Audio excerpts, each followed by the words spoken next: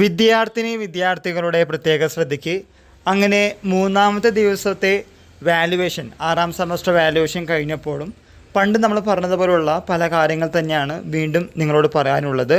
പല വിദ്യാർത്ഥികളും എല്ലാ ക്വസ്റ്റ്യൻസും എഴുതിയിട്ടില്ല, എഴുതിയ ആൻസേഴ്സ് ഒരു വട്ടം ആവർത്തിച്ച് വായിച്ചിട്ടില്ല, അണ്ടർലൈൻ ചെയ്തിട്ടില്ല.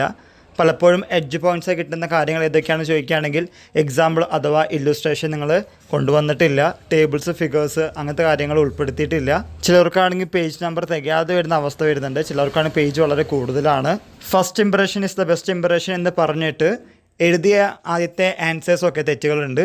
നിങ്ങൾ ആദ്യം എഴുതാൻ ശ്രമിക്കുമ്പോൾ അറിയാവുന്ന ക്വസ്റ്റ്യൻസ് ആൻഡ് ആൻസേഴ്സ് ആദ്യം എഴുതുകയാണെങ്കിൽ കുറച്ചുകൂടി നല്ലതായിരിക്കും. പിന്നെ ഒരിക്കലും ഒരു ആൻസറിൻ്റെ പകുതി എഴുതി സ്ഥലം തികയാത്തത് കൊണ്ട് വേറെ പേജിൽ balance of this question number എന്നൊക്കെ പറഞ്ഞ് എഴുതിയിട്ടുണ്ടായിരുന്നു. അത് നിങ്ങൾ അങ്ങനെ എഴുതാതിരിക്കാൻ നോക്കുക, അത്യാവശ്യം പ്ലാൻ ചെയ്ത് എഴുതുന്നതാണ് നല്ലത്.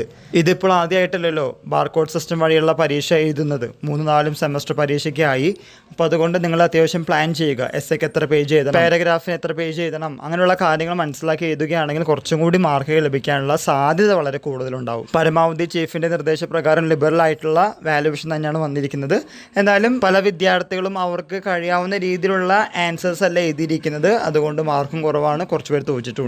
ഇതുമായി റിലേറ്റ് ചെയ്യുന്ന പുതിയ അപ്ഡേറ്റുകൾ കിട്ടുന്ന മുറയ്ക്ക് നിങ്ങളുടെ മുമ്പിൽ ഷെയർ ചെയ്യുന്നതാണ്. എല്ലാവർക്കും ഒരിക്കൽ കൂടി നന്ദി, നമസ്കാരം.